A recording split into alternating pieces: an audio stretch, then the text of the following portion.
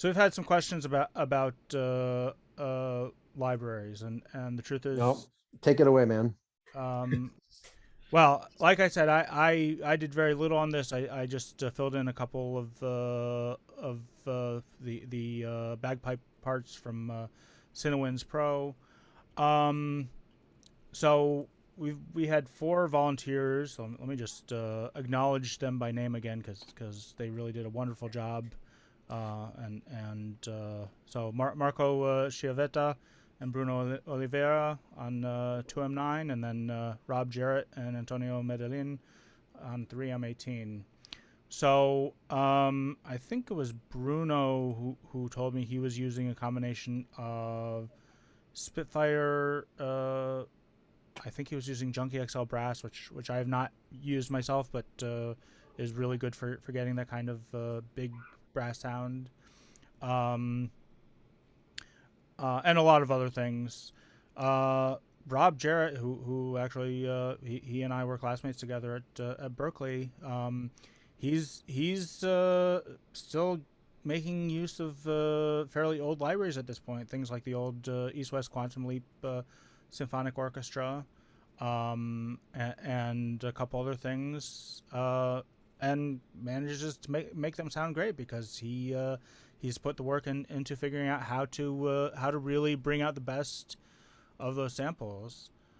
Um, the truth is, you you can get really good results with the newest, most expensive libraries, but my recommendation is taking the time to learn how to get good results with limited samples, because that'll allow you to get a lot more out of the better libraries as well.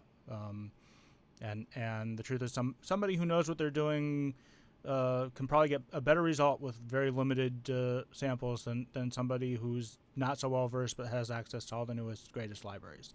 So I've said it before and I'll say it again. Doing these mock-ups is a really great way of learning your samples and learning how to sequence, because you don't have to figure out what music to write. You already have the notes and you have the score to reference, so you know what it's supposed to sound like. It's a matter of figuring out how to make what you have sound that way. And there are limitations. There are certain things. Tim, you were talking earlier about the and the strings. And the truth is, until recently, it was very hard to find libraries that would actually do that convincingly, without actually having recorded that particular lick. In which case, you have to make sure that you're triggering it at the right tempo and the right key. Um, so there are things that you certainly come across and realize that, samples can't really do what real players do in this particular case. On the other hand, I mean, John Powell came out of the world of remote control and media ventures. I guess more media ventures, and part of that sound, part of the Hans Zimmer sound, is the sound of samples. I mean, I know that this score and most of the John Powell scores, you're hearing not just live orchestra, but you're also hearing the samples mixed in. And a lot of what makes it so bombastic is that combination. And so that's, I mean, it's not easy to do, because you have to know how to make everything blend together well, but it's easy to recreate the sound of samples because they already are samples. So a lot of this quick staccatissimo or spiccato string stuff, and the bombastic big brass sections. I mean, Junkie XL brass again. The Junkie XL also comes from the Hans Zimmer school of scoring. So you can definitely recreate some of the stuff using, in some cases, the exact same tools that these guys were using to create these original scores. Um, yeah, Mason Lamb mentions No Performer. No Performer is really good at getting decent results from a notation program, as long as it's orchestral instruments. If it's anything jazz related or populated, forget about it. You're not gonna you're not gonna like how it sounds. But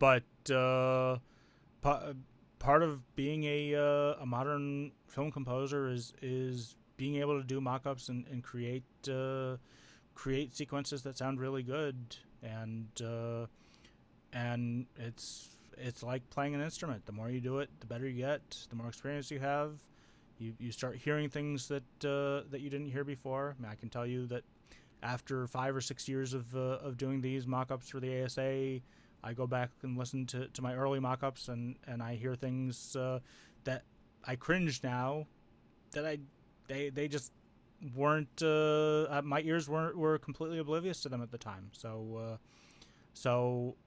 you gotta practice it like you practice your instrument, and doing this kind of mock-up preparation is I think the best way of improving, because you know what you want it to sound like, and you just have to work to get it to sound like that.